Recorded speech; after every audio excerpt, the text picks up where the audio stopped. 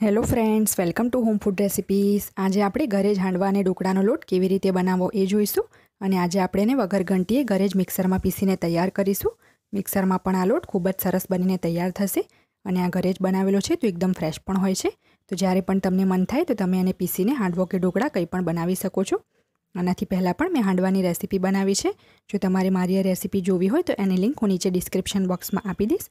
તો ચલો આપણે એ માટેની સામગ્રી જોઈ લઈએ। હાંડવા ઢોકળાનો લોટ બનાવવા માટે મેં અહીંયા 2 કપ જેટલા કણકી ચોખા લીધા છે। આ મેં બ્રોકન રાઈસ એટલે કે કણકી ચોખા જ લીધા છે, જે આ રીતના તૂટેલા આવે છે। તમે આમાં બાસમતી ચોખા બિલકુલ યુઝ ના કરો, એ મોંઘા પણ પડશે અને એનો ટેસ્ટ પણ એટલો સારો નહીં આવે। તો મેં આને સાફ કપડાથી 2-3 વાર લૂછી લીધા છે, કારણ કે આપણે આને ધોવાના નથી। આ મેં 1.5 કપ જેટલી ચણાની દાળ લીધી છે, એને પણ મેં 2 થી 3 વખત સાફ કપડાથી લૂછી લીધી છે। આ મેં 1/4 કપ જેટલી અડદની દાળ લીધી છે, એને પણ મેં કપડાથી લૂછીને જ લીધી છે। અને આ બંને દાળ અને ચોખા જે મેઝરિંગના કપ આવે છે એનાથી મેં મેઝર કરીને જ લીધું છે।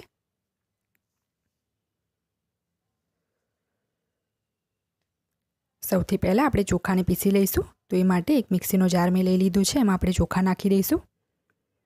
પીસવા પહેલાં એક વખત તમારે એને ચેક કરી લેવાનું છે, જો કંઈ કાંકરા કે એવું હોય તો એને કાઢી લેવાનું છે। તો હવે આપણે આને એકદમ ગગરું પીસવાનું છે। તો તમે જોઈ શકો છો કે મેં ચોખાને સહેજ ગગરા પીસી લીધા છે। આપણે આને એકદમ પણ ગગરા નથી પીસવાના અને એકદમ પાવડર પણ નથી કરવાનો, તો સહેજ એને આ રીતનું ગગરું પીસવાનું છે।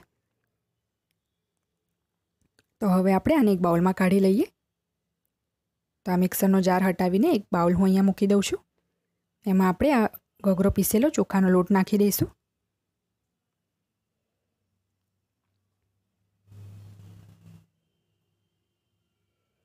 હવે આપણે આ બાઉલને હટાવીને ફરીથી મિક્સરનો જગ અહીંયા મૂકી દઈએ અને એમાં આપણે ચણાની દાળને પીસી લઈશું।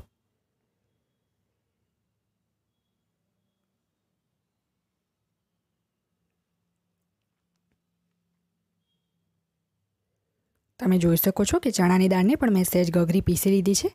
આપણે આનો પણ એકદમ પાવડર નથી કરવાનો કે એકદમ વધારે ગગરું પણ નથી પીસવાનું, એને પણ આપણે સહેજ જ ગગરું પીસવાનું છે આ રીતે। તો હવે આને પણ આપણે સેમ એ જ બાઉલમાં કાઢી લઈશું।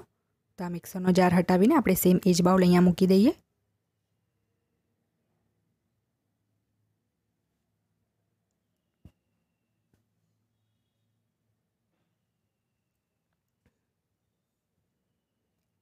હવે આપણે આ બાઉલને હટાવીને ફરીથી મિક્સરનો જગ અહીંયા મૂકીને એમાં આપણે અડદની દાળને પીસી લઈશું। અડદની દાળનો આપણે એકદમ પાવડર બનાવી દેવાનો છે।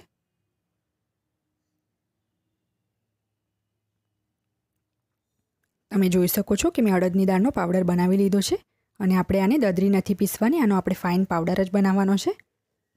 તો આ જુઓ, એકદમ બારીક પાવડર મેં એનો બનાવ્યો છે। તો હવે આને પણ આપણે સેમ એ જ બાઉલમાં કાઢી લઈએ।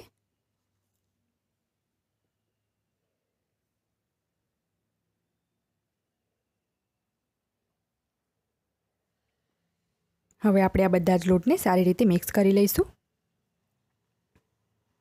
તમે ચાહો તો આને માર્કેટથી પણ ખરીદીને લાવી શકો છો, પણ આ ઘરનો જ બનાવેલો છે તો એકદમ ફ્રેશ હોય છે। અને માર્કેટના ઘંટીના લોટમાં મિલાવટ પણ હોય છે। એ લોકો આમાં હળદર નાખે છે જેથી આપણને એમ લાગે કે ચણાની દાળ ખૂબ જ વધારે યુઝ કરી છે, પણ હકીકતમાં એવું નથી હોતી। એ લોકો બસ હળદર નાખીને જ એને યલો બનાવે છે। તો તમે આમાંથી જ્યારે પણ હાંડવો ઢોકળા કંઈ પણ બનાવશો તો એ ખૂબ જ ટેસ્ટી લાગશે। અને જ્યારે પણ તમારું હાંડવો કે ઢોકળા ખાવાનું મન હોય તો તમે આમાં દહીં નાખીને એનો આથો લાવીને એને આમાંથી બનાવી શકો છો। તમે આ લોટને એરટાઇટ કન્ટેનરમાં ભરીને પૂરા 1 મહિના સુધી સ્ટોર પણ કરી શકો છો। અને આનાથી પહેલાં પણ મેં પેનમાં કેવી રીતે હાંડવો બનાવવો એની રેસીપી અપલોડ કરેલી છે, એની લિંક હું નીચે ડિસ્ક્રિપ્શન બોક્સમાં આપી દઈશ। તમે ચાહો તો એ વિડીયો પણ જોઈ શકો છો। જો તમને મારી આ રેસીપી પસંદ આવે તો મારી ચેનલને લાઇક, શેર અને સબસ્ક્રાઈબ કરવાનું બિલકુલ ના ભૂલશો। સબસ્ક્રાઈબ બટનની બાજુમાં જે બેલ આઇકન છે એને પણ ક્લિક કરો, જેથી તમને મારા દરેક વિડીયોની નોટિફિકેશન મળતી રહે। જો તમારે મારો આ વિડીયો હિન્દીમાં જોવો હોય તો એની લિંક મેં ડિસ્ક્રિપ્શન બોક્સમાં આપી દીધી છે। તો મળીએ નેક્સ્ટ વિડીયોમાં, ત્યાં સુધી આવજો।